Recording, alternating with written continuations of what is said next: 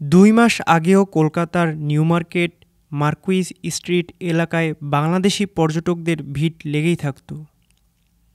তবে কোটা সংস্কার আন্দোলন, সহিংসতা, কারফিউ এবং শেখ হাসিনা সরকার পতনের পর কলকাতায় উল্লেখযোগ্য হারে কমে যায় বাংলাদেশি পর্যটক।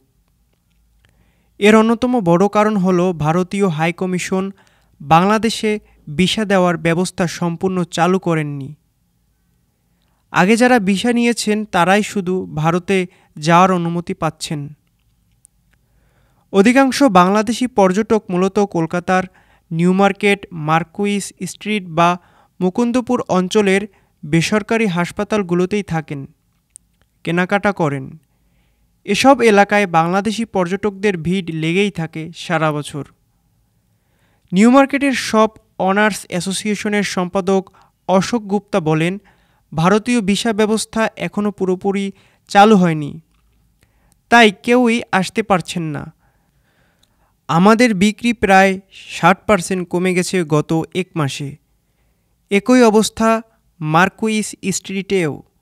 বাংলাদেশিরা কলকাতায় গেলে মূলত এই এলাকার হোটেলগুলোতেই থাকেন।